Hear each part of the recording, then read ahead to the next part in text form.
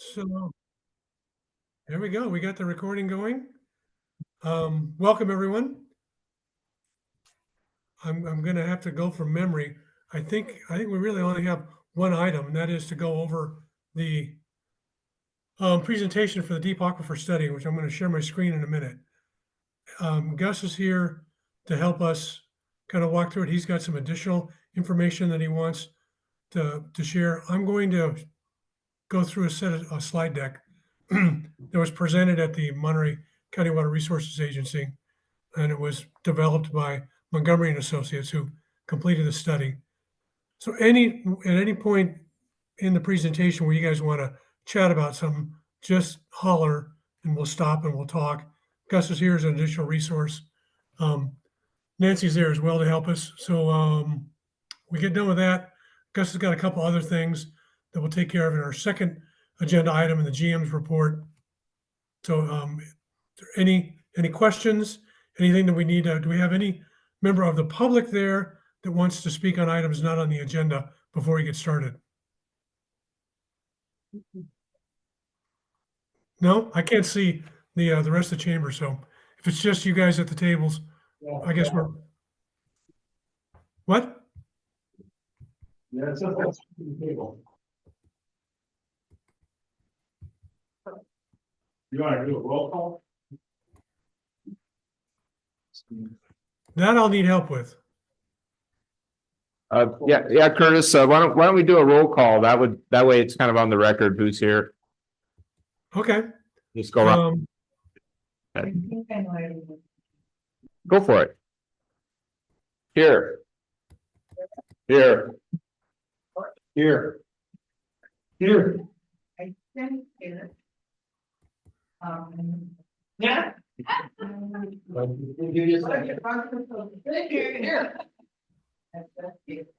Oh, and there's Jenna. Yep. Right. She's done. And I'm sitting up here for the flag, not because I don't like anybody. I need the electricity.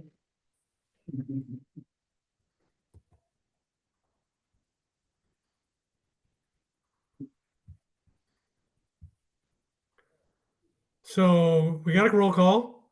We don't have any public comment, correct? Correct. Can you guys see my screen? Yeah. So Gus, I'm going to lose a little bit of acuity here. So if you have anything to say, or if there's anybody wanting to talk a little bit more, just jump in. Okay. Okay.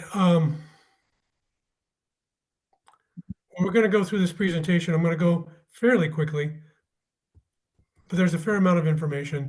So, we're kind of all aware of what, I think we're aware of what the deep aquifer is. Should note that Montgomery and Associates has chosen to call this the deep aquifers study. That's probably a better label for what was done. They've, definitely extended their review and analysis further up the valley beyond the pressure 180 into the forebay. And as we'll see, there's some differences in the coastal area, the deep aquifers, and the, call it, inland area.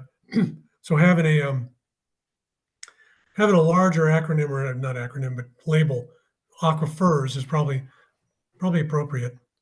And the water in those deep aquifers, especially in the seawater intruded areas, is becoming really, really important in the north. So you had quite a few contributors to this overall project. There was a water budget developed. Gus can speak to some of the shortcomings of that water budget. We get to that slide. I do want to note, though, that on this slide in particular, in the lower right-hand corner, is kind of the first time I've really seen this idea of guidance for management findings. When this study first started, I don't think there was adequate emphasis on really developing management-based decisions out of it.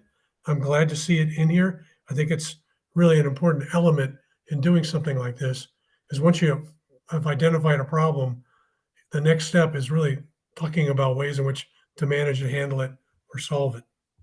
So that's just a noteworthy change. Montgomery's scope was really to get a better handle on the deep aquifers, again, for management. As you can see here, there has been a significant decline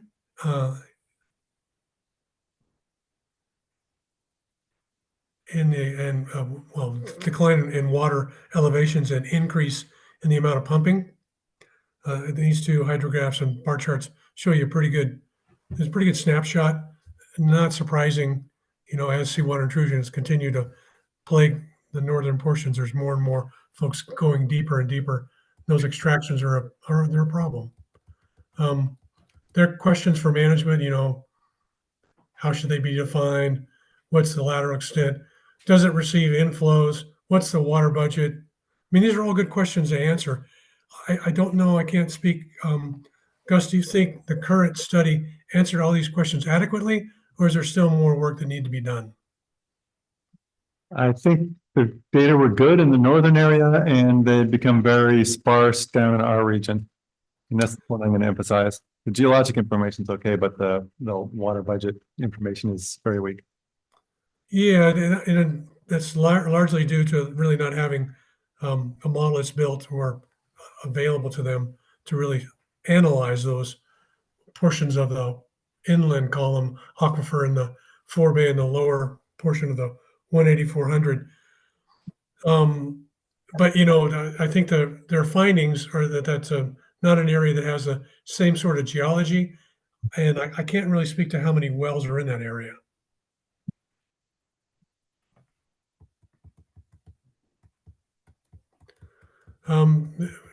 Fair number of analyses were used.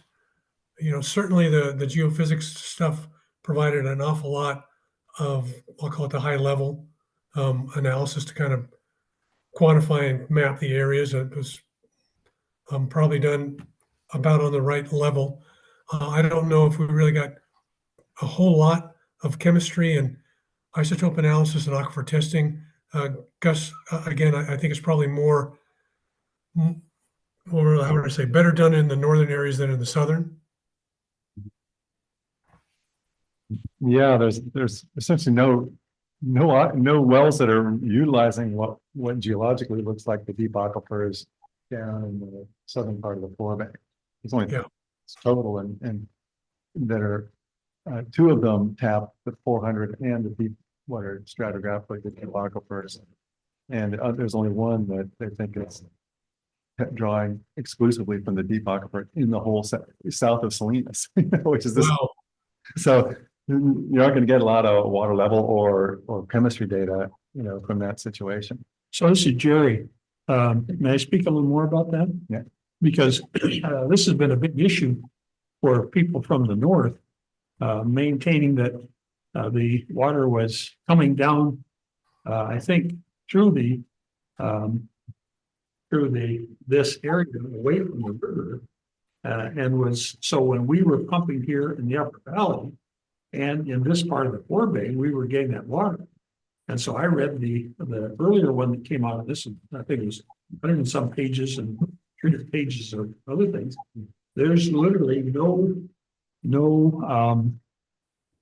a deep aquifer in this entire area. They just have a little bit of fuzzy stuff down maybe on the rest side of Soledad. You want to comment on that, Gus? Because I don't think it legitimately comes into this, or aquifers don't come into this area. Yeah. Legitimately don't come into it at all, really. Yeah, I mean, I don't know, Chris, I do have some of the detailed AEM cross sections that I thought I might walk through to answer those kind of questions, but I don't know when you want me to show them. Yeah, when you come to those, that'd be the time, but I'd just say. Yeah, I would, Jerry, I think you're spot on. And a little later in the presentation, we'll get into that. There's some good graphics, we can talk more about that. Okay, and I can have some additional ones that I know weren't in this final presentation that are focused on our area that I think are useful for you guys to see. Okay, So this study was probably one of the more robust studies trying to define the deep aquifers, where they're at, their geologic formation, recharge and the like. So, the study has a couple of significant areas that they're looking at. You can see, and especially in the graphic on the right, it's give you a good idea of kind of where the deep aquifer extends through the pressure 180 down into the forebay with their definitions that they've been using, and then how it extends a little bit into the seaside basin. So it gives you maybe an overall view of where deep water is, not necessarily how it all functions hydrogeologically. And to Gus's point that he just made, you can see on the left-hand graphic the number of wells. And there's only one well really that's south of Salinas. So it's pretty sparse information. So if there's only one well, how did they define the deep aquifer as far down as they did in the forebay? That's Great question. There it is. They used this AEM to map, essentially where the water was. So Gus, help me out here. Yeah, it's the AEM stands for airborne airborne electromagnetic information. They fly helicopters with loops behind them, and it creates a resistivity profile that can go to hundreds of feet. So they did that. They have a lot of flight lines. I'll show some maps of those, including the flight lines that are specific to the Arroyo Seco area. And they were really defining the deep aquifer based on where there was a fairly continuous confining layer. And whether that confining layer is really the 400 deep aquifer confining layer, you might argue, but there's pretty good evidence in a lot of those profiles of this fairly continuous confining layer coming up right to about Soledad, and then it gets all jumbled because of the effect of the Arroyo Seco River and its deposition. So they kind of thought it should maybe go up to the end of the deep part of the basin, which is just before you get to Pink City. It becomes much shallower there. That's been known for decades, gravity there. But what happens in the Arroyo Seco cone itself is still uncertain, and that's why on that map, you can see it very well, they have it sort of shaded because they said it was inconclusive what was really going on in the Arroyo Seco cone itself. And I can show you. Didn't show anything. It showed some places where you could see some clays and some places where you didn't see those clays. Whereas farther north, you mostly did see, a pronounced clay layer going north. And all this is on the southwest side of the valley. It's sort of like extending the 180-400 all the way down to Soledad. And Yeah. all the way down to Soledad. So it's kind of splitting us lengthwise. And then where we are, south of Soledad, like I said, it becomes more confusing. So say that again. Okay. Kind of like splitting the 180-400. Well, no, so you get down near the coast, you have the 180-400, and then you have the east side, right? So it's sort of dividing the valley along the long axis between, along the long axis. And imagine that long axis separation going farther south towards us. That's sort of what they've shown on the northeast side. You see a lot of alluvial fans coming off the Gavilan that are distinct in the geophysics, and that confining layer you only see in the other side of the valley. And the combining layer in the aquifer, that's part of the definition. That's how they develop. Yes, they created a definition that was sort of expansive enough that pretty much any continuous aquifer, like the one they saw in the AEM data, would qualify as defining a deep aquifer. But so my understanding still, pardon me, Nancy, if you remember, my understanding is that, that's why I said earlier, it looked as if it just came down to Soledad with no wells in this area. So there's nothing Well, they have- as I can see, let me finish the question, Yeah. the comment, nothing I can see that's in our Arroyo Seco cone. It's not Yeah. anywhere near it. Curtis, I'm thinking I should show my slides. Okay, well, Gus, let me just get a little further in this deck. I'll show you. And this is where I wanted to go to right here. And you can see they've separated into three primary regions. And before Gus goes into those slides, I wanted to show you guys this one that indicates where the water's moving out of these. As you can see in the northern area, it's being drawn down because they're essentially pumping water out and there's no real recharge. And then the more southerly one is filling in some of the gap from the groundwater depressions in the Gabalands. Right? So, and if they're defining that southern, southern region, currently not, Well, yeah. So Gus, I'm just gonna go back up to this table. Uh-huh. So, you know, if you look at this table, all of the, decreases is in the northern region, right? They really can't map what's happening in the southern region. well, I'd like to make a comment, couple things, and one goes to Jerry's point. I mean, currently, if there's no wells, it doesn't mean that there potentially couldn't be wells and there couldn't be an impact. And I think that's what some others, I'm not saying I agree with it, but I think that's what some are saying, and that's why they wanted to go and look as far south as possible to see about the connectivity, because if wells in the deep aquifer in the 18400 are going to be have different regulations, I think there's probably an expectation that the further south would as well. So hence my question is, they keep saying on one hand that it wasn't a true deep aquifer, but yet in the beginning, they really don't state that well. I don't think they've done a good job in their presentation to make that distinction. So Gus, came off. Why don't you go ahead and share your slides? All right. Nancy, we're not just, I don't think there's any disagreement. I just, let's have Gus give us some more technical information. That's where we just want to understand what, Let's see. Here we go. We need to dispel the myth. Yeah, So I'm gonna skip from this to Gus's. Yeah, yeah, hold on a second. Is it the one- Oh, wait, I'm gonna click there. there you go. There we go.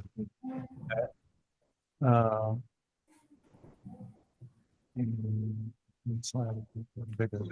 While Gus is getting the slides put together. One of the things, when you look at that page, southern region, what's in yellow.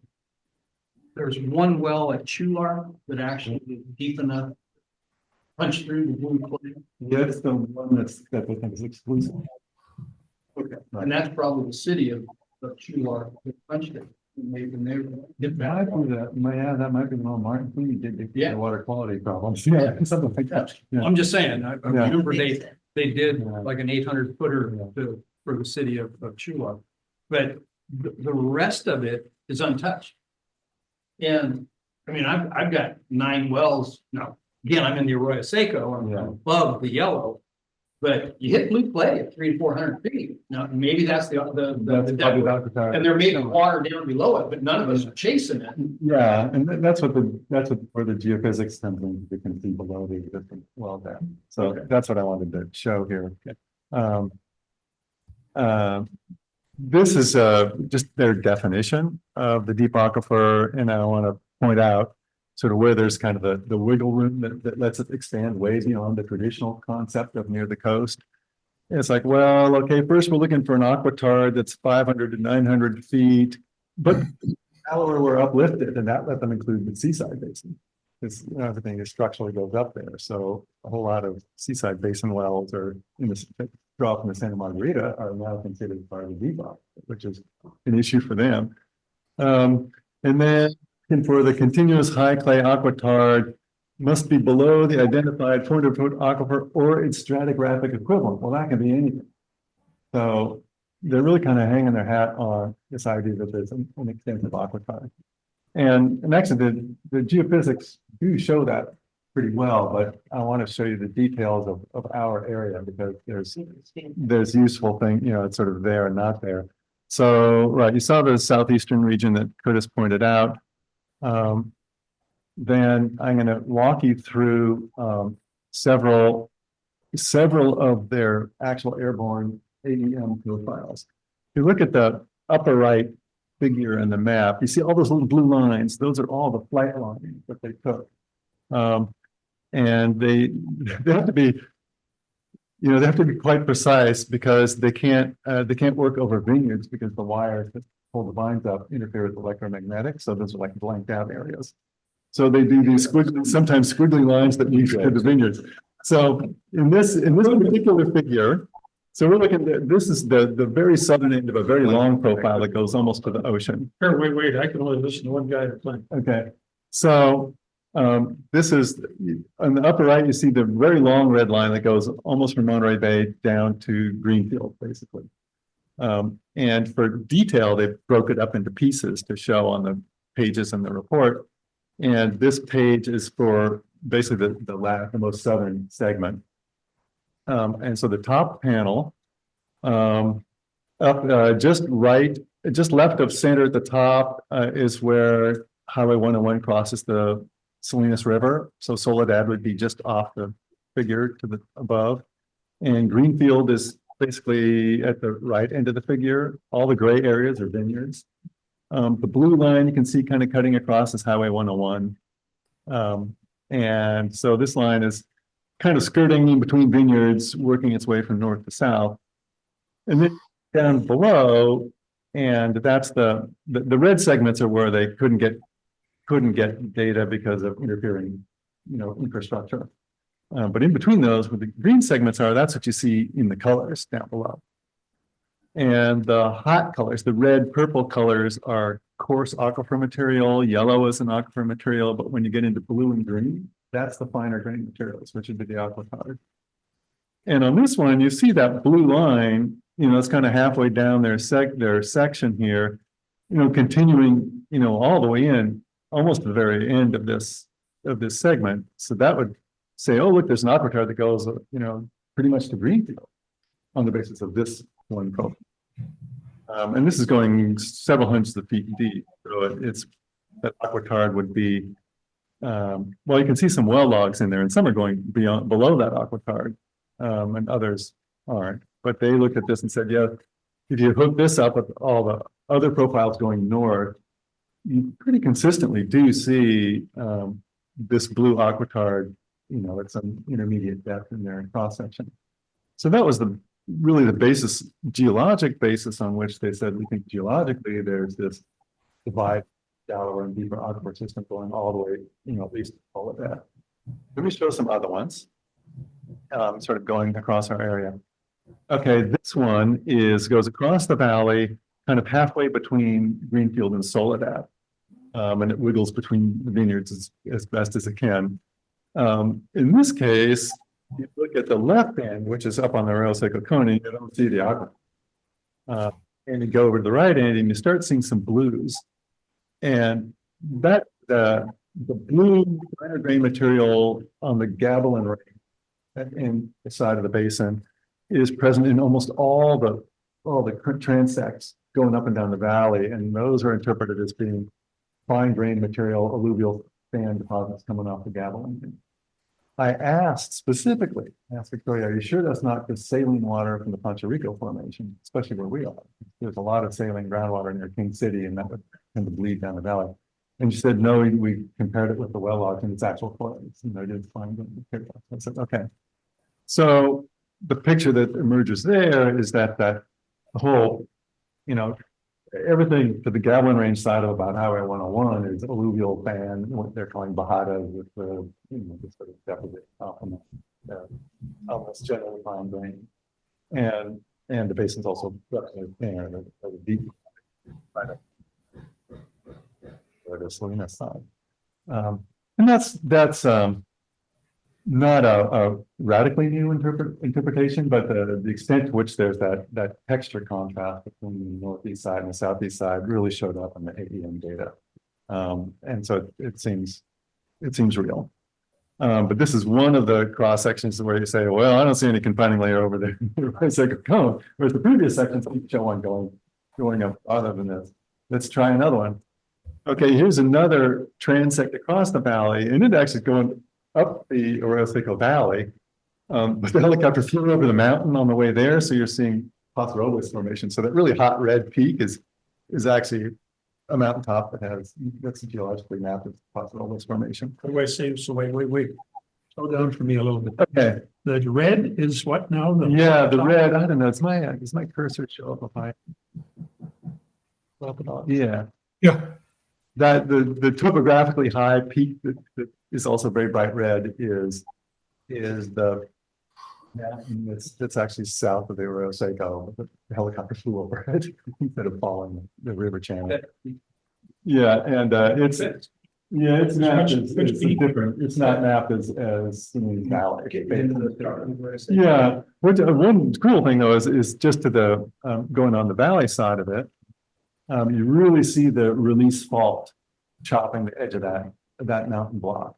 This kind of green descending line here really truncates the yellow red material from the Paso Robles and puts.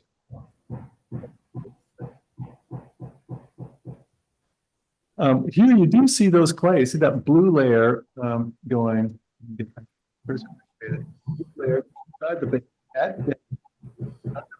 It's actually getting a little south of the Arroyo Seco. And I think this is part of the clays you see in the King City area. It makes sense geologically because the Arroyo Seco would over geologic time continue to produce sediments that would dam up the Salinas River. And whenever you feed the flow of the river, the fine material tends to settle out.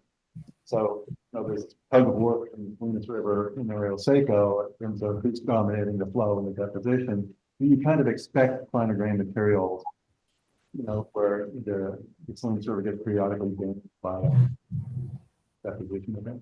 So the clays, the more frequent occurrence of clays going to King City makes geologic sense, and it's showing up in the profiles. So this one's, this transect's really kind of south, and then going up in the Arroyo Seco Valley, I don't know, it's not showing much fine material, which doesn't surprise me. Really. So, I think I have one or two more here. Let's see, which one's this? Here's one that goes along the northeast, the Gavilan Range side of the valley, almost right along the river, actually. And it's kind of interesting. You see in that bottom profile, you see a clay horizon, looks like a confining layer that's kind of coming down from King City, and then it kind of disappears in some really hot colors. I think those might actually be bedrock, or shallow bedrock in the Gavilan Range. I'll have to ask Victoria about that. But it's not, so there's some clays, but right over bedrock, and they're probably also just sediments coming off of the Gavilan Range. I think they've frequently referred to this as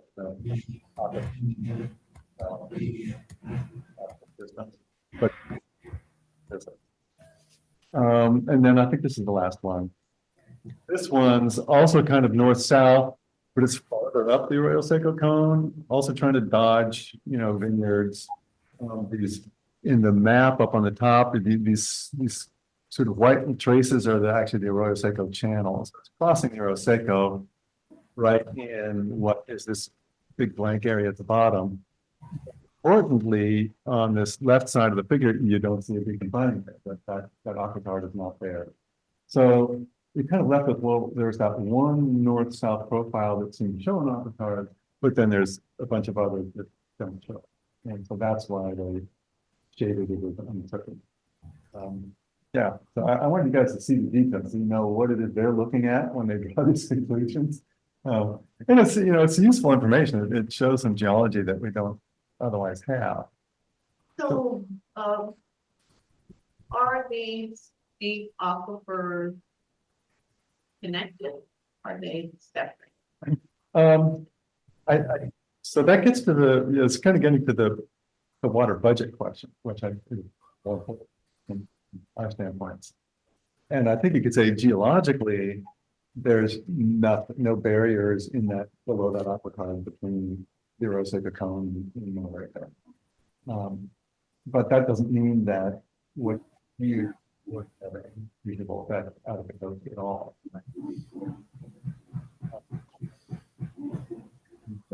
groundwater. So, it's probably a stretch to say that if you pump from the deep system here, that stretch is gonna make it all over the Monterey Bay before it's equalized vertically. There's some kind of interaction with the river. I think that's the key question. I think they've overstated how impermeable these aquifers are. Particularly in the groundwater models. In order to make it work, you have to have quite a bit of leakage coming down to these aquifers that are permeable. But get a water balance with water levels that work in the model near the coast without a fair amount of downward leakage. That goes back to the old ASGSA model. And so that says, well, yeah, there's vertical movement of water in the system. If there's vertical movement of water, then pumping down here is more likely to interact with the river than all the way down to the ocean. But that is the, kind of a relevant question. And was that one of your findings here? They didn't, well, they did, they should, I could have showed a summary water budget, but I wanted to show this more detailed one. This is their water budget for the southeastern region. And if you go back up, you see here's their arrows, and they show, well, where's the water going? And from the southeastern region, it's all going towards the Gavilan Range. There's a huge outflow across the valley, not down the valley. It gets even better. So let's look at what they think. Well, and I highlighted things in yellow. They, on the left column, are components of the water budget. And this came from, I think, the USGS, that's the IHM model. And they have two time periods for the two columns of numbers. One is 2004 to 17, and that kind of ended right near a drought, so it has slightly more negative numbers than 2018 to 20, which had some wet years in it. But they show, this is for Salinas all the way down to Soledad. They show average annual decrease in storage of 3,200 acre feet, for one time period, and 1,200 acre feet for another time period. But keeping that kind of magnitude in mind, where are the other big numbers here? Well, of course, they have the pumping up there, and they say, whoa, is storage is going down by more than the amount of pumping? And that's kind of odd, which is a red flag if you ask me. But then you go down, and what's the other one? Well, look at this net flow from Gavilan Range Bajada. That's the other side of the valley. The water going from the southeast side to the northwest side, across the valley where they have those big yellow arrows, which isn't how people normally think of this system. You think of the water as coming down the valley primarily, but this model is showing in the deep aquifer anyway, a whole lot of water moving sideways and going to the east side pumping trough. But you'll like this. The next number is net flow from up the valley. So this would be basically from the Arroyo Seco cone into the deep aquifer system that they've mapped. And it's tiny. I mean, compared to these other numbers, we're looking at 500 acre feet a year. Because the bottom row, that's the arrow. That flow is smaller than the uncertainty in this water budget. There's not a case here to be made that anything in the Arroyo Seco is part of the water budget problem, farther north. It's just the model isn't showing it, and geology, airborne electromagnetic stuff notwithstanding, it doesn't tell you what the water is. Yeah. Is this in?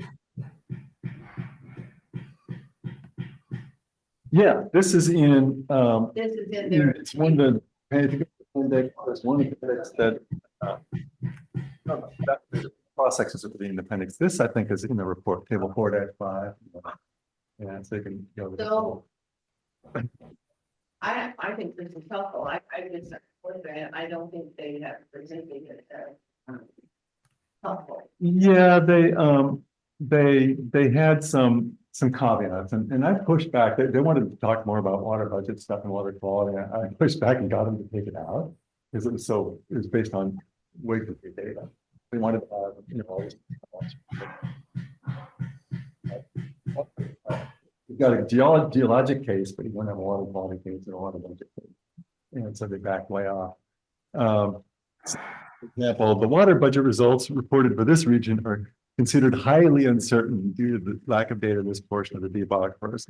And elsewhere, they say, well, the pumping has increased in the southeastern region, but that's based on 3 wells, 2 of which are screened in multiple aquifers. So Let's it's, slow down a little bit. okay, 2 of which are rich. are screened not just in the deep aquifer, but also in the shallow aquifer. Okay, that's what I want to make sure. Yeah. The well screened, Right. so there's only one. That's one of the 3 is exclusively deep aquifer. So their map didn't show the dual aquifer. Yeah, but then there's only 2 of them. Still has 3 wells, but it's Right, 3. that's why. In some ways, it's a big deal. Yeah, It wasn't a big deal 6 months ago. But as they cycle through other things, trying to get the whole valley to pay for it, yeah, they call whole valley solutions, well, that's the goal there. And so this argument that they had, I want to ask you sometime, and then if you don't have it here, but I'd like to understand it, not because I have land in the Passarolis area, but this Passarolis formation is coming through here somewhere.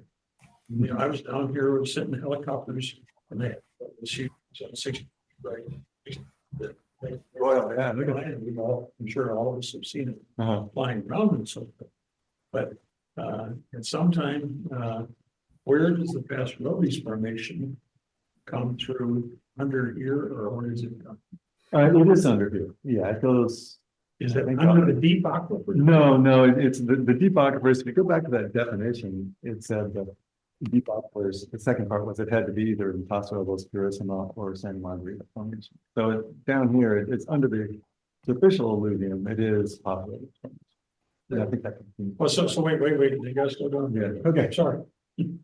So we got the 1,400, 180, Yeah, and the 400 up there, everybody call them. yeah, So then these other 3, and we talked about the deep aquifers. yeah. So is one of the deep aquifers that they talk about here, how is that separated from the Passarolis? Yeah, the aquifer nomenclature is separate from the geologic formation nomenclature. So when you get to the coast, there is at some point, some of the deep aquifers are considered Paso Robles formation, but then it transitions into Purísima formation, which is a little tricky. Which you say some of the aquifers are part of the Passarolis? Yes, right. Some of the deep aquifers are Paso. So why is it called the Passarolis? Because there's water that's coming underground Yeah, in Passarolis, and we have a number of wells there and so forth. And it's coming down underneath some area, but it doesn't seem to be coming under this where we are here, yeah. the triangle. Let me finish my. Okay. Go ahead, answer it, and then I'll ask the Okay, question. yeah, it's not the Paso Robles aquifer, it's the Paso Robles formation.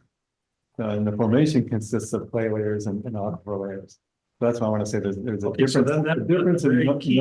in terminology between geologic formations and aquifer. Okay, and so that then has a major explanation. Okay.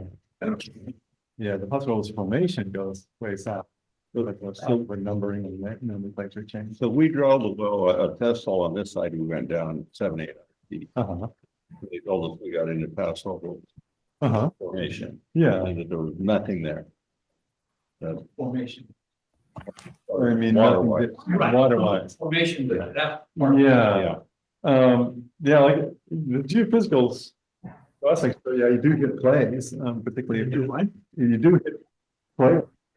Number of places of a lot of thickness as you go down, just not everywhere. It's more common going towards King City than kind of close to the Orient Seco. And that's the problem up here too.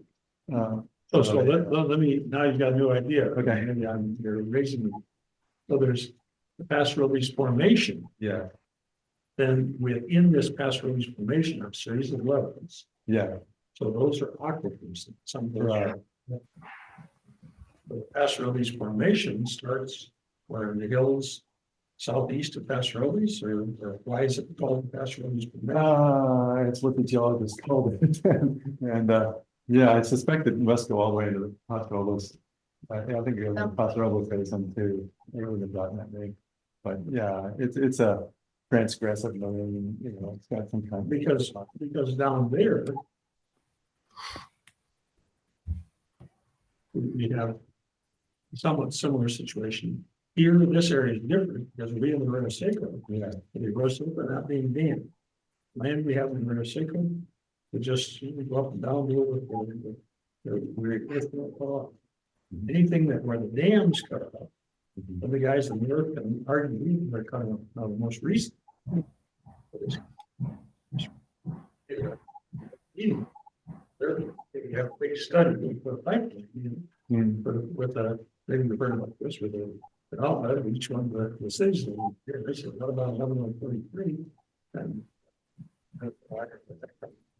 but that just makes no sense whatsoever. Because there's several people, Mike or somebody else, that points out, we've already got the no cost pipeline. And so to spend billions of dollars to even see, so I'm trying to do is to understand enough that when we get seeing these people, it's really true, that we say, look, yeah, there's just a basis here that we should saying. One, yeah, not true. But at some time, you know, maybe the politics change or something so that like the national politics changed and so we couldn't do something 60 years ago. Now I was, 20 years ago that you may not really get by with 10 years from it. That's why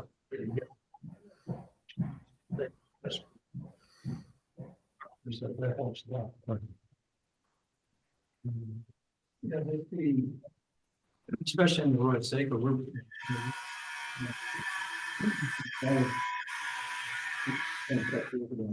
4 years ago.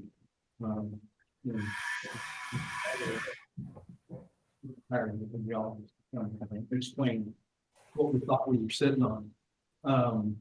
And right in Carroll Creek, we drilled 1,000-foot well. Yeah, actually did 800 gallons a minute, but it was past Robles. And past Robles aquifer, it goes through past Robles in and ends up with Prizes Springs. Well, it comes out of the ground 85 degrees. That's awesome. Oh, now you're saying there's a pasture we got. There's an aquifer part of it too. We hit it there, but it's Prizes Springs is part of the and the other part is, of course, we're on the west side of the Leaks Creek Fault. So all of this is part of those upheavals and tectonics when everything is moving. But side, got wells, Creek Bridge. But even there, you about 400 feet, you hit the blue plate. Now there may be water below that. We're wasting our time, and it really got time. So we backed off. Those two work fine. The other 3 wells from the mainstay of the Royal Seco, some are older, back from the 50s and 60s, maybe even earlier than that. I can't remember the one, but the majority are the 4 or 500 people. Water levels 100. That's a point I don't want to miss. If we look at these graphs,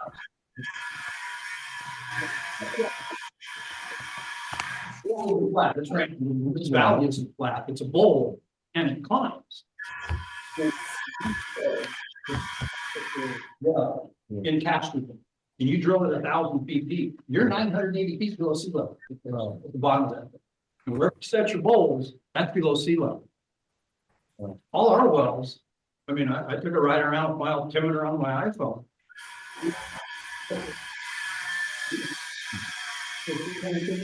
I'm setting the bowls 100 feet off the bottom. Right. My bowls are 100 feet above sea level. Right. I mean, I'm sipping off the top of the cappuccino cup, and these guys are pumping off the bottom. I think it'd be real helpful to show people Yeah. that it isn't flat. It's disingenuous. You show a map. Here's the Buns well next to the ocean, and then you put one at Chuar that the bowls are level. Shit, they're not. And if you come to the Royal Seco, now the bowls are up here. This is sea level. I'm here, down here. Yeah, I And think, that's important to show. yeah, I think the case they're trying to make is conceptualizing this deep aquifer as a pipeline. And you guys are up here at the. We're not in. Well, you're at the, it's a tilted pipe, and you're at the high end, and they're counting on all that head coming from where your well is, driving the water down the pipeline to their well at the coast. That's how they want to conceptualize. As I said, I don't buy that conceptualization because it's not that tight a pipeline. But if it were, it would be like a hose, and your guys are the bucket at the top end of the hose, and they're counting on you to deliver their water. What if their pipeline is plugged?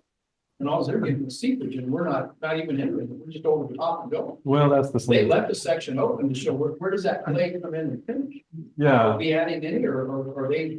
Yeah, Can't pipe. those are, like I said, the water budget, as far as I'm concerned, water budget questions are still very much open questions.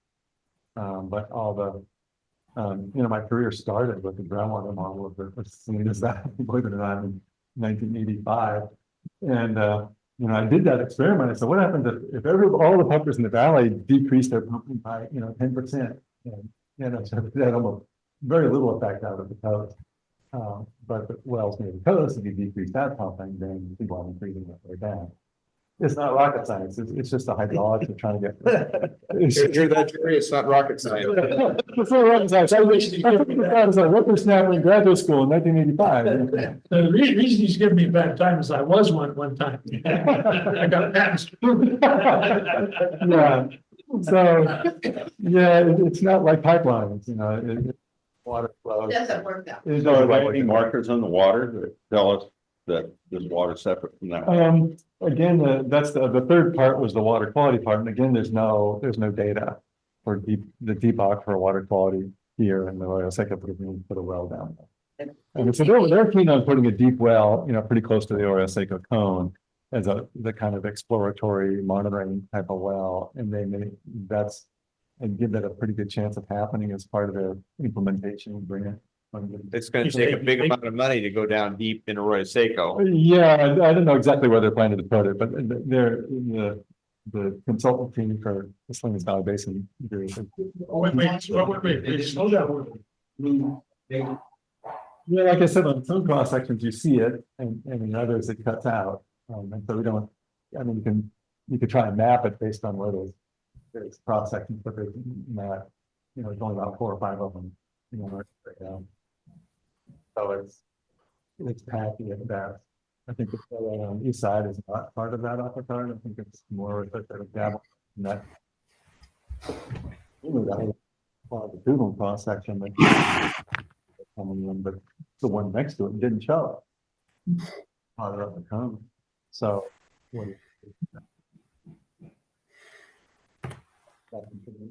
The depth is not very continuous.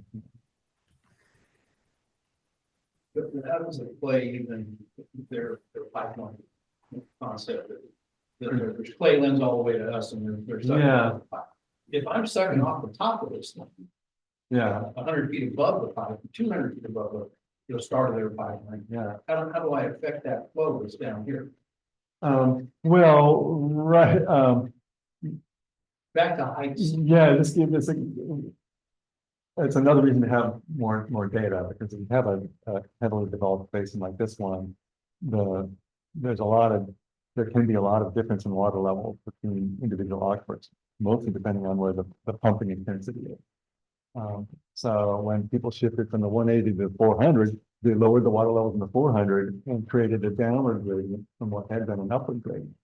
And so the same thing would be true here, but without wells at those depths, we don't know what the gradient is. We know that near the surface, because the Thorn Road and Hudson Road monitoring wells have multiple depths, but that's all fairly shallow. But then they show vertical depth. Does it give you ground level to like how many feet? Well, that you get from the geologic information. What I'm saying is if you have a well that's screened only at say 800 and 900 feet, yeah, and well, next to it that's from 200 to 300 feet, they're gonna have a different water level. Right, but those don't exist. Exactly. So we don't. This is blue clay. Yeah. This is ground level, but does that flyover show you how many feet? So I know where I'm coming from, because if the Yeah. down here, none of it. Right, yeah, the x-axis was elevation above sea level, so it's a. Okay, so we elevation. can look at that, figure that out. Yeah, at least along that flat line. Okay. So may I make just a comment here for a minute or two? Let's see. So this was a big issue, a year or 2 years ago. And Nancy will nudge her away, attention. So some has put money in from the south, and the north was gonna put in some money. Yeah. But the money that paid for this study was what, a couple $100,000? Where did it come from? It was, the ag contribution was a couple $100,000, but I think total is about 1.2 or something. I thought it had some implementation grant funding for. Yeah, I think some of it came from that, but they got some from, there were some different contributions. Okay, Yeah. Was that were 1.2 made. million? And some of it did come from, I thought it did come from the tiering fees, the fees that are paid. What we were trying to do is to first understand what the situation is. Yeah. For those of us who want been here, we got some that have been here longer than those who have been here for over more than 50 years. So because of this whole thing of one charge have whole valley solutions, charge the whole valley, mhm, the implication was that you could pay the same amount in the upper valley mhm, per acre as you were paying in the rest, so the 250,000 acres should all pay whatever it's going to be to solve the salt line inclusion, the seawater inclusion there. And so, well, I thought the base of this was to really prove once and for all there wasn't a connection here, mhm. and whether it's a deep aquifer or are there other ways that the water that is coming in from either the Salinas, or dealing with this coming underground and being pumped up in the other parts of it. So like those of us who are 1 year, Roger, and well, most of us out here, probably got some of us maybe in the cusp, but some of us got a lot of name for the sake of it. Mhm. Okay. But we're not getting it. Right. So and this lack of connectivity, that's why I was pointing out this thing, this lack of connectivity. And even though there's only one well, it shows it. Of all the, how many thousands of wells are in the valley, Mhm. nobody's willing to drill down into that. If they drill down into that, it's exactly like Project, they drilled in for 50 feet. All they had was clay, and they said, "I'm going to do it for here." Yeah, So the question is, can we use this to put that argument to bed? For instance, that when we're pumping here and back in here, or in the recycled cone, the more pumping we do here doesn't take anything away from that deep aquifer. See that? Separate? yeah, that is a very good point. They sort of want to have their cake and eat it too. In a way. The more they try and show that there's this tight aquifer, and so that water's coming from your wells, they go under that aquifer and go into their deep wells down there. The more they're saying there's no connection, so everybody pumping above it has no effect, which I don't think is actually true. But if there is, Well, if there is we- connection, we- then it's interact going with to, you. then it's going to interact with the river. And Which so, is they pumping above. So let's say Yeah. in the vineyards that are in the upper valley, yeah, down south of here, go 15, 20 miles south. Yeah. And then go back to the river or so. 2 miles or something. Uh-huh. Huge ranch, you know, down there, it's been Yeah. planted up and then you got things San Bernardo. So you like to think that the water that they're pumping there, mhm. would, if they weren't pumping, would that come down through here anyway? At that location, where the valley is relatively narrow and shallow, I think the degree of connection with the river is high. So their pumping there would manifest mostly as how much percolation loss you're getting along the Salinas River. Averaged out over some months or a So year. let me say that your Yeah. Jerry Lord of civil engineering things is, look, you think this water is, you're 2 miles back from the river up there. Yeah, And so you think that water is coming in there, or is it coming in 20 miles from your south? So here, now 50 miles further north. yeah, The river has come over to your side of the valley yeah. and still. Um. How could we be affecting it up there? But now 70 or 80 miles. I can't see how we're affecting it at all. Yeah, Is there any? I think that the strong argument is, it's really hard for a well to change the water level a mile away, much less 20 miles away. If you do an aquifer test and you pump a well, you can measure drawdown with distance from the well, and that's the normal way of doing an aquifer test. And that's all within like hundreds to maybe a few thousand feet from it. It's not 20 miles. And so then you have to say, well, how about all the wells in this region lowering the whole regional water surface? Yeah, but that's still going to tend to be pretty local. So the difference in water level between your well that's like 300 feet above sea level and the water level of the coast, which is 100 feet below sea level, that's over 40 miles or something. So raising the water level 10 or 20 feet at either end doesn't really do much. And so that's one point. And the second point is, since most of the pumping's at shallow depth, those are the depths where there's going to be interaction with the river. If you pump more water, you're going to tend to pull water out of the river. And if you recharge water, it's going to tend to get back into the river. That's one of the things I'm going to be emphasizing on the SMC path is, we can do recharge projects, but are we going to hang on to that water? Is it just going to get into the river? I remember in the late 50s, I came to California in 58, 59, my wife was married. We went to Monterey, and I remember that what's called Castro, but now it's a slough. Mm-hmm. And so when they started farming it, they're taking the water from the 180 and then 100 into the country. So that's what I didn't even learn. Vision. There must have been water coming in from the Salinas river before that. Are they just pumping out faster than they can come in from the Salinas? Right. In a pre-development condition, it's really pretty different. Wells really do fundamentally alter where groundwater is going. So in a pre-development condition, the water levels would have been consistently fairly high. Movement would have been towards the ocean. And they wouldn't go much above the river level, or you get seepage into the river and it would go out of the surface flow. But it wouldn't go much below the river level either. It would just sort of sit there slowly moving towards the ocean and not going up and down much, it's a little bit from wet areas to dry areas. That would be the pre-development scenario. And flow would have been primarily down the valley. And wells at different depths would have had mostly pretty similar water levels. And that gets very much altered once you start pumping. And this is a very heavily developed basin. So you get sideways gradients of the east side trough. You get different gradients between 180, 400 and deep aquifers.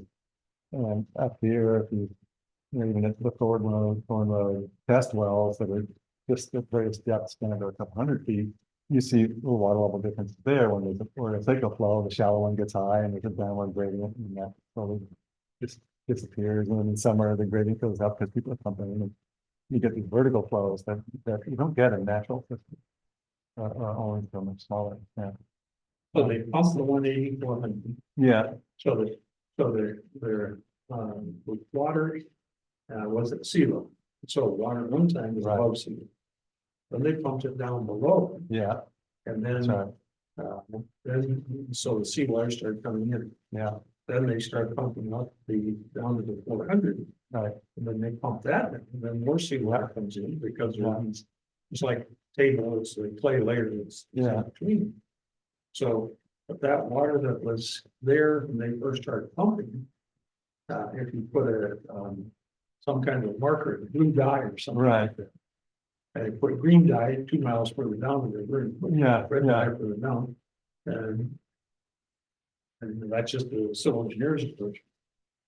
You could see when that was being pumped out, where you put some kind of something in there that would follow in. Mhm. But isn't the water really come crosswise in from the river? Or is it coming somewhere else to get into that 180 the 180, let's talk about the 180. Where does it enter the 180? Okay, I mean, again, differentiate between the pre-development condition and then Yeah, the but I'm talking current about, condition. The pre-development, there would have been more horizontal flow. Because there's not as much force pulling water down from the surface. It would have been really slow, but it's pre-development, no one cares, it can take 2,000 years, it takes 2,000 years to get water from greenfield to coast. That's fine, you know, I don't care.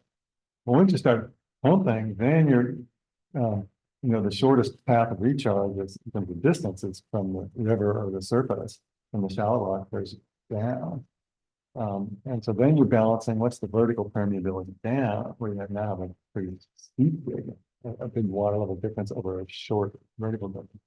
Versus coming in from the side where you have now a steeper gradient, but over a much longer distance. And with that extra resistance of that long distance, that makes me think, no, I don't think the water is coming from 20 miles upstream. I think it's really working down from places that are closer. You know, it's just going to be how a groundwater system adapt and pump. So that's, you know, they haven't really used this Salinas Valley hydrologic model to try any of this out. And now that they have this new model, it should. You know, the deal of experience. Yeah, what happens if you know, Roger pumps more or less? Is that, can you do that at the coast? And I'm guessing the answer is no. Yeah. so I'm on the 25 member advisory committee, Uh-huh. and we had a presentation to us here just a couple of weeks ago. Nancy, I'm going to be arrested. Nancy, you know, that. But it's continued at the end time. So somebody said, well, we have to do something. Do something there to and so that we're not causing this problem.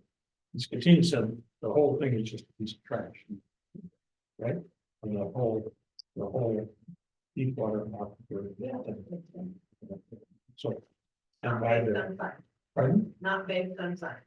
And by the way he did that, the way they handled these meetings, like, we're having an entirely different meeting, but we're having a discussion back.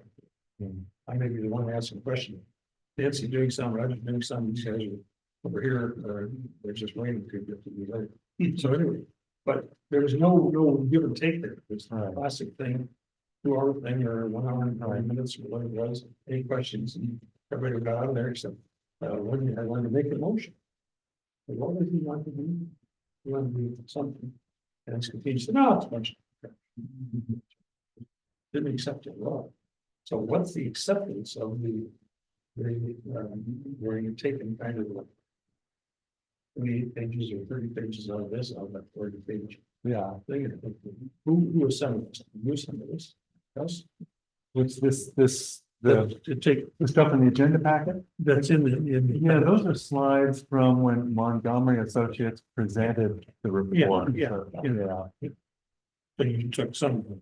No, I went back to the report itself and pulled out stuff. I But wanted yours, to- yours is different from what was in that. Yeah, because I wanted to show you the details of this area in particular. Now, they did do some water aging, right, didn't they? Yeah, and I'll get on my soapbox about that. I don't think it's what it is really fun.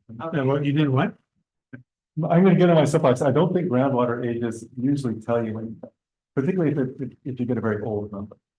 Because, you know, the flow path for a water molecule going through the deep aquifer before their development was probably millions of years. Or hundreds of thousands for the, you know, that's how long the oil's been hot. And so the only ones that are of interest if you see tritium from their rate of, you know, from the atmospheric testing of nuclear weapons. So you can date stuff from the 50s, and that can tell you whether you have a fast flow path.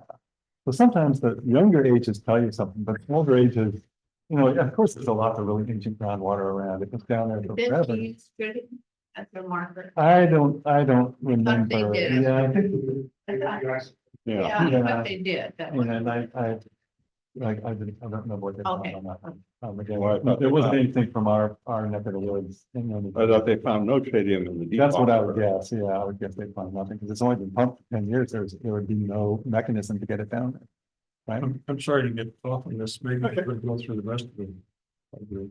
No, this is the guts of what I think we were trying to cover here. Well, wait a minute, though. You say that if they've been pumping it for 10 years, that's a mechanism to get it down there. Yeah, but that's that's pretty short in terms of how long it actually takes individual molecules to move around.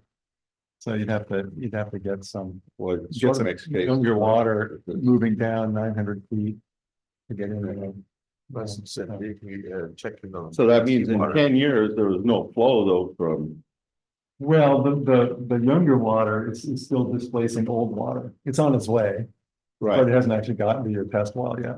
but if in 10 years, you can't read it, there wasn't very much influence.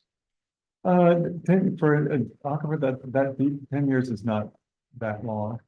Yeah, It just doesn't move that fast, it just doesn't move that fast. Yeah, yeah, which is our Right. argument. yeah. Unless it's coming from the ocean. Does the Yeah, ocean have pretty pretty quick. That's an interesting question. It'd be really dilute if it does. Yeah, I suppose it does, but it'd be really dilute. Discount the ocean water, it does keep subsidence at bay. Well, I thought things like this were just really, and you could put that slide up, it's slide number 20. Where there's. Yeah, that's Urban what region. I made them take the hydrograph out of the right-hand slide because it was totally misleading. It was from the one well. This one's misleading. No, there used to be a hydrograph on it, a water level hydrograph like there are in the middle one and the left one. And I made them take it out because it was, The one over here, yeah. So they show the pumping such as they know it. But they say pumping and changing groundwater elevations. yeah, This one says- all they show on that one is the pumping. They don't show the groundwater elevation. On the graph on the right, it doesn't show groundwater elevation. It only shows the pumping, the bars from the pumping. But the middle and left graphs have a representative well showing water levels and how they relate to pumping. But interesting. Okay. Roger wants to say. Comment. And yes, I'm, I've been looking at, their presentation in Montgomery's study. When you look at that section that's yellow in the southern portion, basically it comes to salt, to the confluence of the Arroyo Seco Sea. There's a Pretty good geologic case for a fairly continuous confined layer. Okay, Geologic. so Down to about Soledad. to the Yeah, confluence, up to yeah, about- Arroyo Seco, Yeah. Salinas River, salt, easy visual. If this is that clay, Uh-huh. and this is solid. Mhm. Okay, and maybe it's broke open down here, but this is the Arroyo Seco, Okay, okay? This is the upper valley, okay. but the only place it can get in is whatever that crack is between base rock Yeah, and below the blue clay that they've mapped. So everything in that deep aquifer starts here with very little percolation by their own. When you start here at Soledad, you got the Arroyo Seco and Salinas running all the way to basically Freckles. That's infiltration right. that these guys don't get. Or very, very little compared to the 18400 infiltration from the Salinas and the Arroyo Seco versus the Right. deep aquifer has got to be 1,000 to 1. Well, that's, I don't think it's that different. That's the argument they want to make. They want to make, But this one make the argument that all their water is coming out of the Arroyo Seco County. well, but And right it's here, true. well, no, but right here. Right, They're- which is the downstream end of the Arroyo. Yeah, Seco. they're saying all pumping from Soledad Yeah. to Spreckles up in here doesn't affect them. Because they're getting it from here, this little crack. That's. Well, no, I mean, that's the picture they're trying to paint. That's when I said that they want to have their cake and eat it too. Right. Because There's a little bit of percolation, but that Yeah. blue clay isn't the same as the unconfined aquifer above it, percolation wise. And recharge. No, but it's not gonna be totally tight. Those are, it's not like an engineering material. Okay. The geologic deposition. Okay. Always heterogeneous. If you go to individual driller's logs, you'll, it's, oh yeah, this guy kind of had a bunch of clays in here, but there are all these little sand spinners in there too. Right, but I mean, it isn't Look at just, the AEM data and you see gap, even in the Sure. AEM data, it's like, well, it's kind of thin there. It was blue over here, but now it's only kind of green to yellow and then it picks up blue again. And it's not homogeneous. no, but you're sitting up here in the Arroyo Yeah. Seco cone with the Arroyo Seco River, you got the Salinas coming in and you're hitting a blue. If that aquitart or Yeah. that clay lens comes all the way back Right. to Soledad, which they're saying it does. Yeah. I mean, that's a change. The folks pumping out of the, what would be the 18400, the unconfined aquifer Right. to Spreckles versus this water traveling at 10 inches a year. Right. They may be getting water from here, but the water they were pumping started, when dinosaurs were still A long time around ago. here. Yeah, and so there's, a big question is what's the vertical flow across in practice over that 30-mile reach? How much water is moving across that aquifer? Is there any way to, You do well, that's why they want to put in some multiple completion wells. The first thing you need to get some sense of is there a water level difference going on? And then, to be honest, groundwater models are the best tool you can do. If they'll make sure you have conservation fast, the water is going, no water disappears anywhere, and it applies Darcy's law. So, if you pump out of this aquifer, that water's got to come from somewhere, and it's going to flow according to the permeability, vertical and horizontal. And use the model and the data that you have to figure out what those permeabilities are. It's like doing an aquifer test, but with all the wells participating in the aquifer in time over 30 years. So have you suggested if they use their, Well, they've already done this model. What they haven't done is done the kind of useful tests that are really obvious.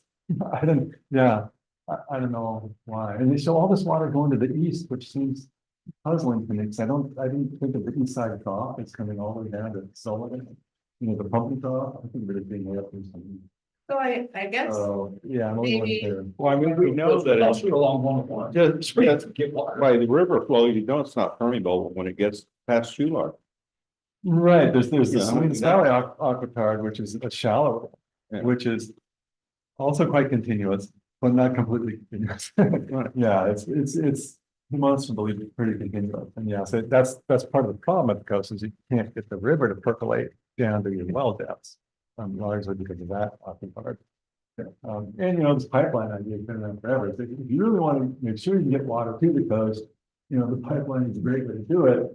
You just have to be bypassing all the water you need to the stream. But it could be I think they just need to quit. yeah. But on the other hand, if you only need, what do they need, It's 20,000 acre feet out of the whole yield of that reservoir, if you could deliver 20,000 acre feet, and make the coast area balance out, then you still have a lot of river percolation farther upstream. It's just an efficient way to deliver water, but then there's a lot of making sure that bypassing people who need the water.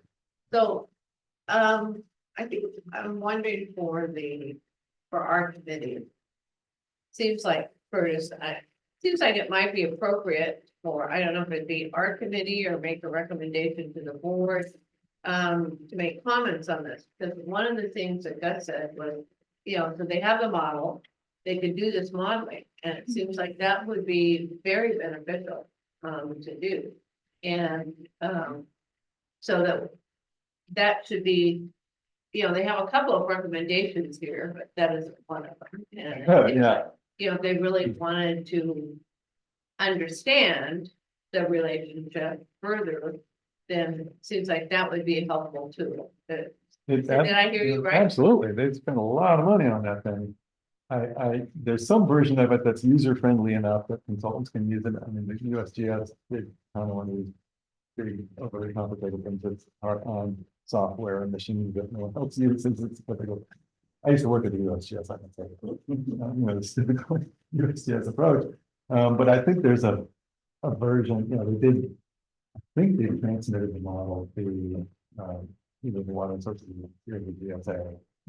So that it's available to use, and I think Stephen Shore is using it. From Montgomery and Associates, so that it would be possible to, at the SMC PAC meeting, the first one we had, and they said, oh, we're updating the conceptual hydrogeologic conceptual model, but we don't have budget to do simulations.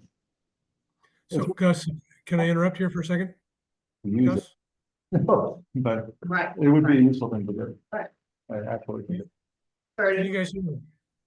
Yeah, so I think you've got, a lot of additional information from Gus that points to some of the shortcomings of what's been done, especially in our area.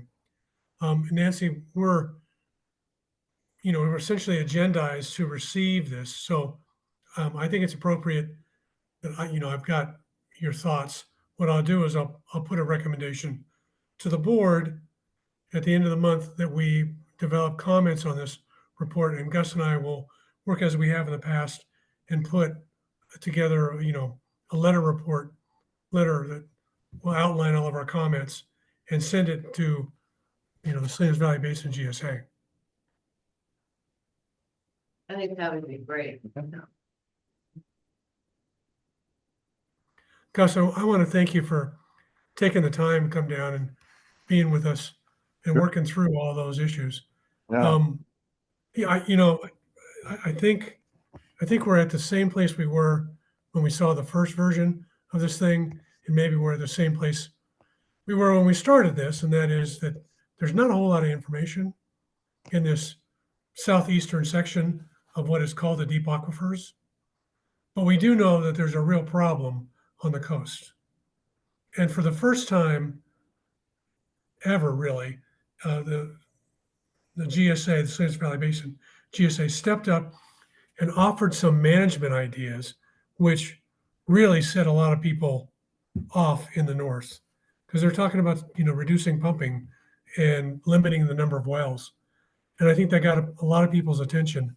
So I think it is appropriate that we put some comments together, especially where we find shortcomings in this study. Although a lot of money was spent, not a lot of it was spent in areas that really help us understand how this southeastern region really fits into the overall aquifer system. And I think that's appropriate to document and get on the table. I agree with that. Yeah, so just thought for stuff moving forward, because, whether we like it or not, there's a war coming. This is pretty obvious. Yeah, there's going to be some pushback, but I think it's important that we get this kind of information on the record. It's gonna get real ugly before it gets any better.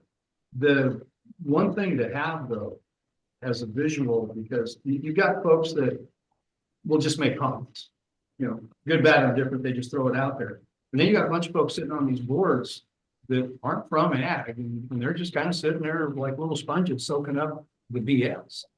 And it's every time you have one of these presentations, again, they show a little cross section of the valley. The world is flat. All pump bowls are at the same level, sucking out of this water, and that's just not the case. But it's not a model; it's a picture.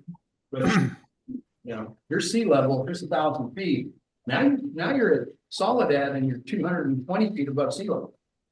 And yes, that blue aqua tar that they floated and found, okay, it comes all the way to solid. But there, they lose track of it. And there's X feet that thing is deep. But showing that where you've got bedrock coming up in that blue intersection, whether it touches or there's a little crack. And then on up the upper valley, you're going to see all these wells above that deep aquifer. All those bowls are up here. When you get to the Oroseka, shit, they're way down. So, Roger, I get you, and I think Gus is pretty well laid out that the information in and around the Oroseka cone doesn't support this idea that we're all connected. It's pretty amorphous. But I think the important thing, number one, even this one, this GSA and the Salinas Valley Basin GSA is a regulatory body, and you're right. There's a lot of people who aren't well versed in the hydrogeology or the geophysics, and they need help understanding what's going on so that they make good decisions. Now, the fact that they've at least started talking about limiting pumping in the north is a right step. And you've heard me say it before, I'm going to say it again. They're going to run into an issue in the north because they're not going to be able to build their way out of it before the state is going to want them to reduce pumping. And that's the war that you see coming. So Gus, you and I need to put together a good science-based package that highlights the shortcoming, strengthens our position and understanding of how, as you just said, we're not just, you said a while ago, that big changes throughout the whole valley are not going to have significant input on the coast. But if you make big pumping changes on the coast, you'll have input, you'll have impact. So we need to help them understand that again. And we'll put our thoughts together, go through the report and send it off. Okay. Okay? Okay, with that, can we move on to Gus's other items? We move into the GM report. Gus has got a couple other things he wanted to share, he brought. Oh, sorry about that. My question is, if the Roy Seco, if we got another test well in or something like that, would you be able to take that information if that came about and utilize the same model or what they put together for this and kind of put in those data points to just see what it would do? Or you would have to use a different vehicle to fill in the data points on this report? Yeah, and I'm wavering here because I understand the need for more depth specific information. And if they drill a deep well and have one of the completion screen in a deep aquifer that no one's pumping from, it's hard to tell what's going to happen when people do start pumping from it, because you just get this almost pre-developed type of condition. So essentially, So it's a step in the right direction. I'm not sure it's going to answer all our questions. Yeah, gotcha. Yeah, and Gus, wouldn't you say also that it's not just one well, it's a series of wells? And it would take, a series of wells pumping in the aquifer really to get the dynamics and better understand the hydrogeology there. Exactly. So yeah, one well, while it might sound good, might be a start, it's not going to give us all the answers. Yeah. And I'll tell you, Michael, what I'm concerned about is that until we really have people pumping from that, I don't know if it's really going to benefit us drilling one well.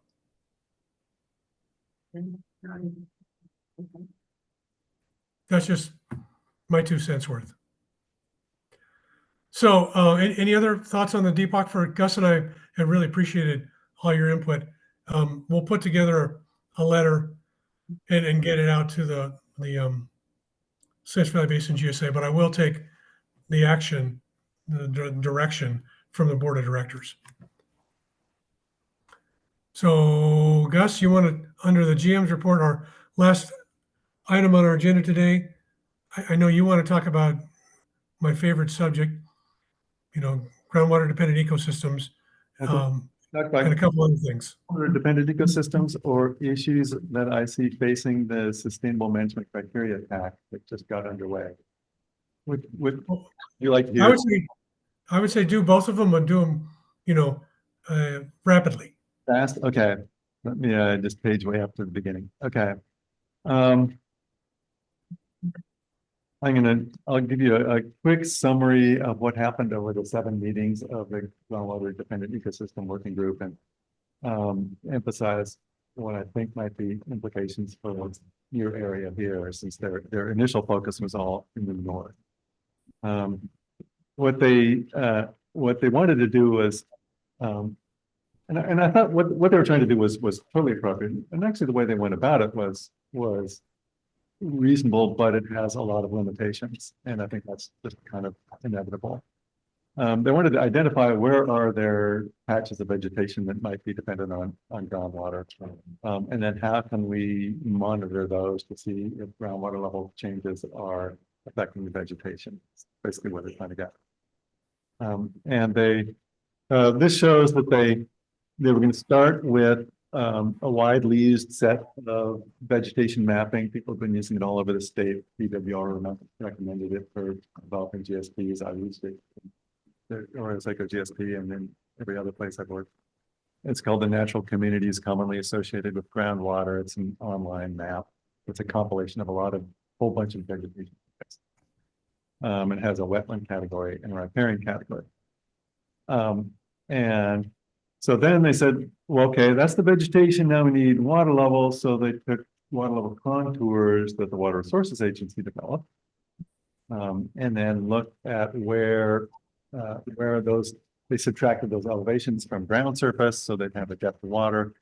And then they said, where is that less than the root zone depth, which after some back and forth, they put at 30 feet, because I forced them to split off the category for oak trees, where there's one study It's a funny anecdotal study, so I'm going to tell it. So in 1964, Bob Berge, a professor at UC Davis, poured a bunch of tritium down a well, radioactive, right? And it was they could tell the depth of water in the well was 80 feet. And then he went around with the Geiger counter to all the oak trees and see if he heard anything. And sure enough, eventually he started hearing some clickety clack on the Geiger counter. That told him that the oak trees had roots that were 80 feet deep. That's the one study that's ever been done. Of course, you could never put radioactive material down a well now. But that was where this 80-foot number comes from. It was that one study. But if you look at the landscape, you don't see a big transition in oak density from shallow groundwater areas up onto the hillside. So I know they're facultative phreatophytes. They're not obligate phreatophytes.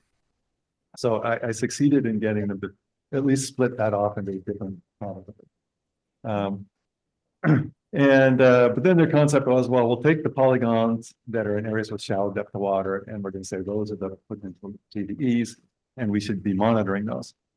But they had a couple of huge exceptions. They decided they weren't going to include anything over the Salinas Valley aquitard because the DSP had said that's not really a principal aquifer. So even though it's the depth at which plants would actually be using water, sort of at the root zone depth, and what pumping and irrigation and all do has an influence on the water table elevation, they just excluded it. So all those vegetation polygons went away. And then they also excluded the entire Salinas River because, that's going to be dealt with the HCP. So they pretty much threw out about 95% of what I would consider the groundwater dependent ecosystem, and only looked at the remainder. If you look at this map, you see little green patches. You can barely see them; they're pretty small. Mostly up going north, Morocoho, up towards Elkhorn Slough, Prunedale. There's some vegetation up there. That's where there's a shallow water table. I think there might have been one going down towards the seaside, so it's a quite limited. They really reduced the areas that they thought that they were going to consider by having these big exclusion categories, which I thought was kind of odd, but that's what they did. Well, this is their sort of their test phase. In the test phase, they only did kind of the 180, 400 inside area, but they're trying to develop a methodology. And then they now have grant funding to come farther down the valley, so they're coming our way. Okay. Yeah, right. Yeah, they didn't actually do that. And the idea is, well, now that we've identified this subset of polygons, we'll use this an online tool that tracks NDVI, which is a satellite spectral image that can tell you whether vegetation is water stressed or not. It's handy, and it's also available online. So that's and they did some tests, and kind of the 5-year moving average gives you the best idea of when your vegetation might be stressed from chronic stress rather than the short-term seasonal things or a 1-year event that it can survive. So they worked out a methodology that seemed reasonable. Then they thought they should have field sites where you verify, what's actually going on, which is totally reasonable. And they were thinking maybe a dozen per region. I wasn't sure if that's like the same regions we were just talking about, but so they found 12 sites in their initial study area, and they went out and applied a method that vegetation ecologists like to do when they need to get a quick assessment of vegetation conditions, and it goes by the acronym CRAM. I think that's California Rapid Assessment Methodology, and it's somebody who's trained in it, basically a botanist who's trained in it, goes out and evaluates 4 different category criteria: landscape, land use activity, hydrology, and ranks sub-scores and pulls up score, and you get a score. And this all can be done in a few hours for their site. And it's been, they've tested out different individuals doing it and cost comparison with other people, so they try to make it standardized. So I don't. It would obviously have some limitations, but it would be a reasonable approach. What I'm worried about are sort of what are the weaknesses of this approach. One is that they're using the NTAG polygons, which I know from having used them many times in many ways, particularly in the Paso Robles Basin. The polygons don't really match the vegetation you see on air photos often. So I don't. I don't consider them very reliable. And I generally don't want to just delineate my own polygons based on air photos where you can see the density difference between vegetation that's using groundwater and vegetation that doesn't have access to it. In our arid climate, it's usually really clear. So that's a limitation. Mostly it will probably tend to exclude areas that could be groundwater systems rather than include too many, I think. So it doesn't work against us terribly. I think their site studies, the CRAM method will likely be able to detect changes in vegetation vigor. But it doesn't necessarily tell you whether groundwater is what's causing it. Because there can be a lot of things that affect vegetation. Pests and herbicide drift and, whatever, stream flow conditions, rainfall conditions. Then another limitation is that they're using water levels from wells that are 2 feet. Water tables, in a basin like this, where there's a lot of pumping at depth, the water table is usually quite a bit higher than water levels in the production wells. The production wells are pulling water levels down, and that creates a gradient. So those water levels would tend to create a picture where the water level for a plant, the water table for a plant is deeper than it actually is. And they recognize that, and that we need to have shallow monitoring wells. I've harped on this a lot. Everyone knows we do. But they weren't, that's something that's going to be implemented by the GSA. This whole study was actually done by the Central Coast Wetlands Group. It wasn't done by the GSA with grant funding. So they said, yeah, we see the need for that. And we're trying to pick sites where there is already a deep monitoring well, and then, recommend ones to add a shallow monitoring well. So we see those gradients. And then we also have some vegetation to pair with it. So they were totally logical in how they wanted to go about doing it. But until you have those shallow water levels, you're going to have a difficult time relating your vegetation changes to groundwater. And that's just kind of the state of reality at this point in terms of what information is available. And of course, the whole oak tree thing, we'll just see how that shakes out. I can come back at that if they start claiming that we're growing up from the oak trees. But that's the gist of the GDE outcome. It's a, for what we have available, it's a reasonable approach to have now new grant funding to continue it south. So that would include our area. I think they ruled out the Salinas River corridor, but the lower mile of Arroyo Seco will probably almost certainly be included in whatever incidental off-channel vegetation patches there are, where there might be shallow groundwater. I can't think of many off the top of my head, but when I did the GSP, I don't remember seeing a lot of wetlands map. So I don't think we're particularly at risk here in Arroyo Seco, where mostly depths to water are pretty high, except for that one lower reach of the Arroyo Seco. So yeah, that's the snapshot of GDE stuff. Any questions on that? And then I was kind of eager to get your discussion input for me on the sustainable management criteria for the Forebay and Upper Valley subbasins. So this sustainable management criteria TAC, creating it was one of the policy recommendations in the DSP. So they went ahead and did that. It's got 4 people. Me, Jim Strandberg, Dwight Smith, and Bob Abrams. I became chair. And it's all this stuff with Brown Act is really awkward. It's hard to have conversations like this. You want to have them. And I'm still figuring out how much initiative we're allowed to take as a PAC rather than just wait to be handed stuff. And so we'll find out. But we need to make recommendations on when to implement management actions. There are criteria that were spelled out in the GSPs as to when you get to undesirable results, which is when you can probably be implementing a management action. But then there's a whole menu of management actions, and which ones should you do, and when and where. And those are questions I think our talk is supposed to weigh in on. So what is the process for that? Well, all they initially envisioned is that we would meet once a year to review the report from the previous water.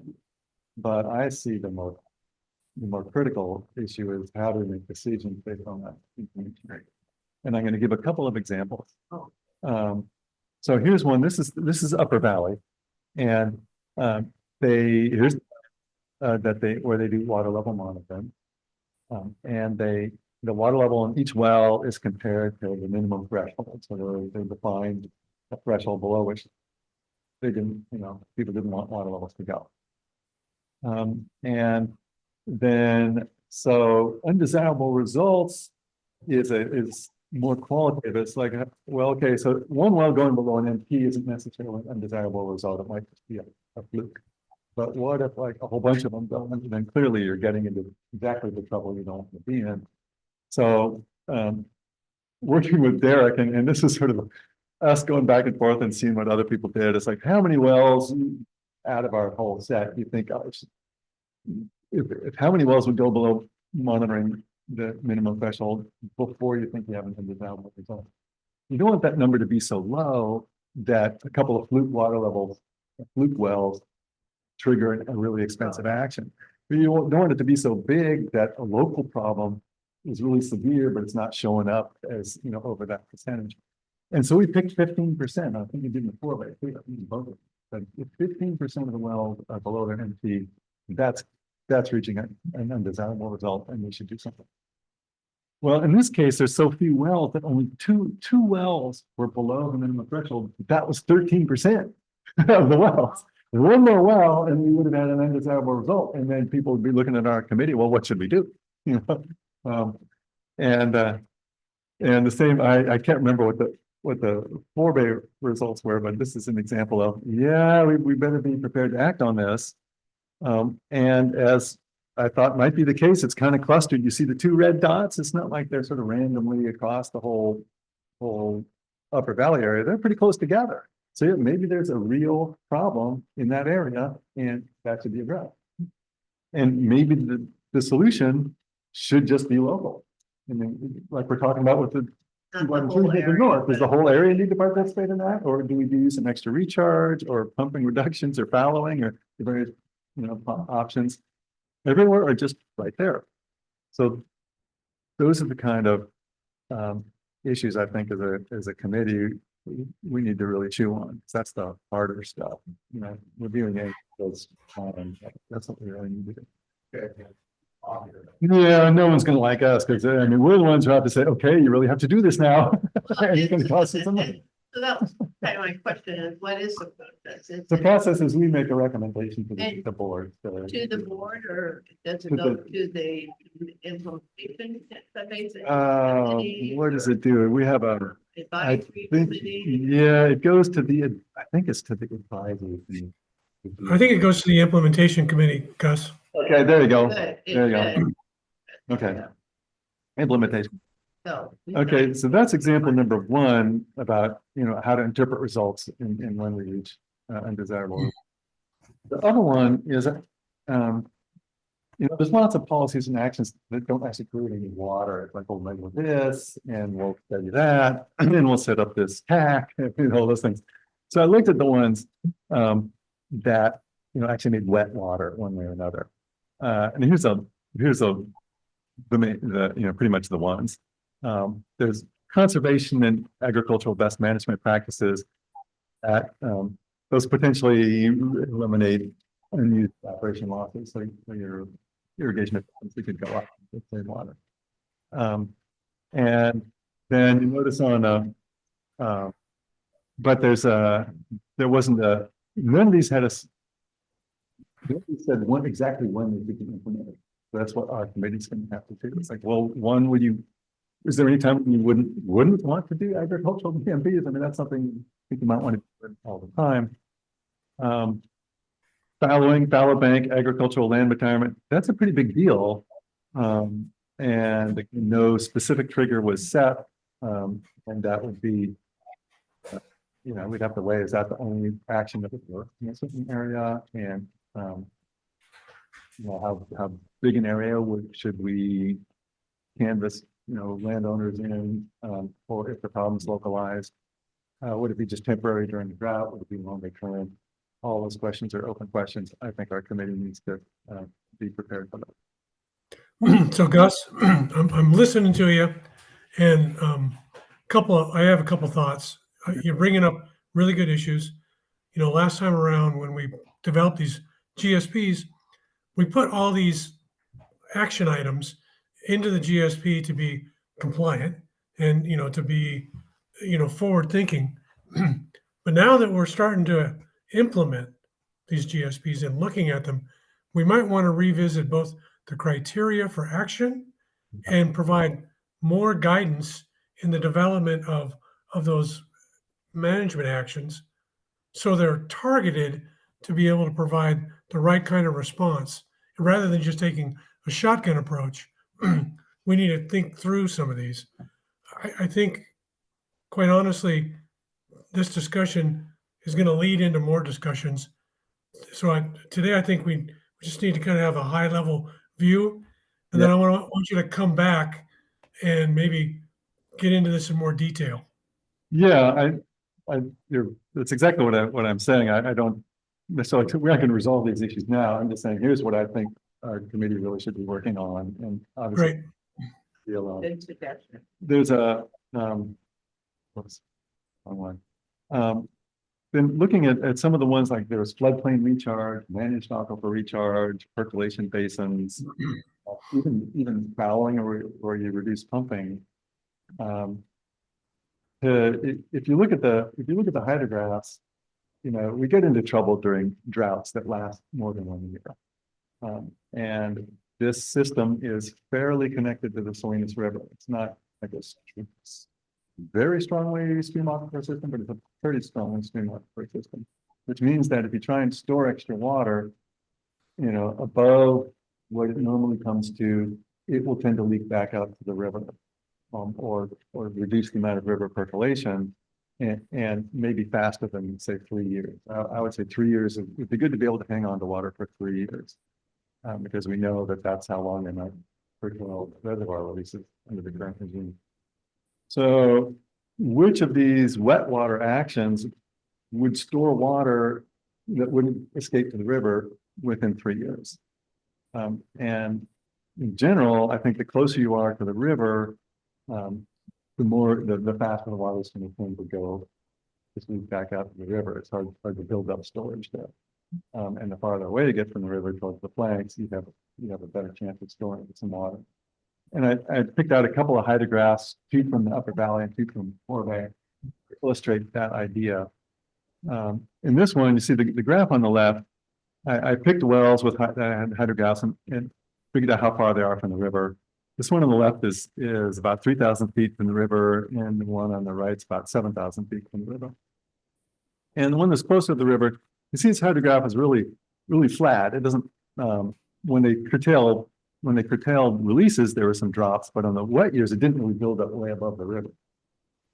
In contrast, you look at the hydrograph on the right, and you see during series of wet years, water levels go up, like from say 78 to 83, 84, and then during the drought, it went consistently down. Early 90s till 98, it went up. So you're seeing storage over multiple year periods, rises and falls. And that suggests that if you were able to park water over here, there's a better chance you would hang on to it for several years rather than have it leak to the river. Another pair of examples from the Forebay. This one well is again about 3,000 feet from the Salinas River, and you can see it sort of goes up to a certain point, but not much higher, even in wet years. That's because any extra recharge will just leak into the river.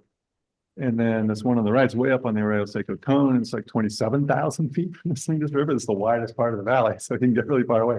And you can see it's got very large water level changes, ups and downs over multi-year periods, which suggests that you could store water for longer periods farther than the river. So this is we don't have the liberty of asking for model simulations. So this is the old school way of doing this, but it might be useful guiding our thinking as, okay, if we do implementation actions, what's going to be the useful place to do something so that we actually have water during a drought when we need it. Well, Gus, it does another thing too.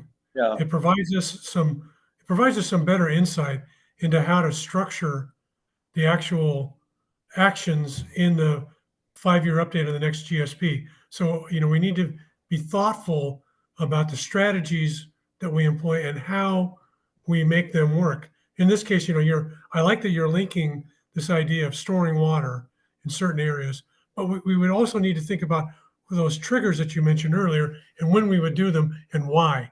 And so it's a more refined set of management actions based upon, better thinking and having some experience now to be able to implement them. Agreed.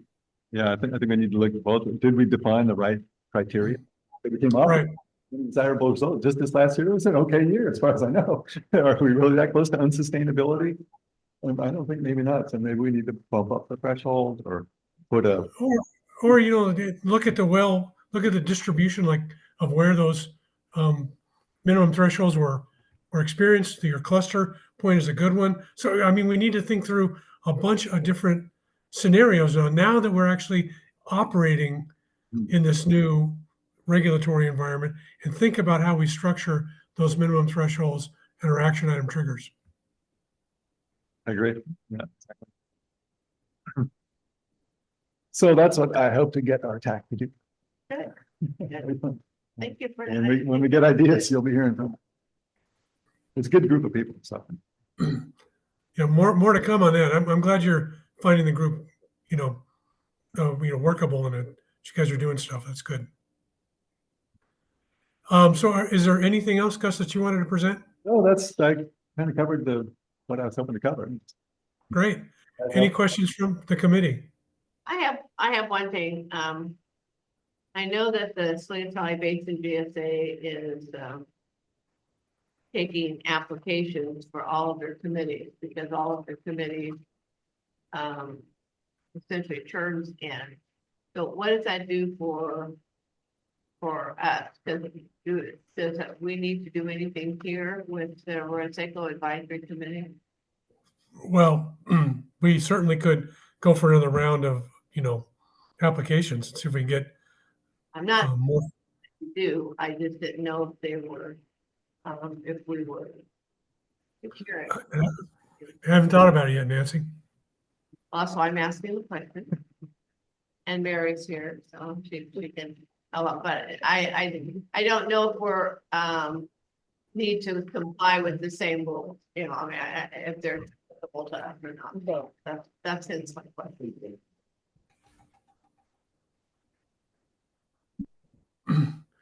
So, Mary, do you recall anything in the bylaws that speak to our committee structure? I don't, but I can take a look at them. Yeah, so let's take a look at that. Thank you, Nancy. That's a good thought. We can take a look at our bylaws and see if we've got any lingering actions we need to take. Thank you. All right. Well, thank you folks all for a really informative meeting. Gus, again, thank you for coming down. I think we're at the adjournment phase. Thank you, Kurt. Yep. Bye, everyone. Thank you, Gus. It really All right. was. It was just really helpful Yeah, you're to have you. Welcome. How can you be doing things in 1985 and not have gray hair? I have a little bit. If you check out over here, yeah, I got a little bit. It's coming in. You got the bar. This side of the table. Ben Rogers is an outstanding one either. Yeah. Funny. It's all about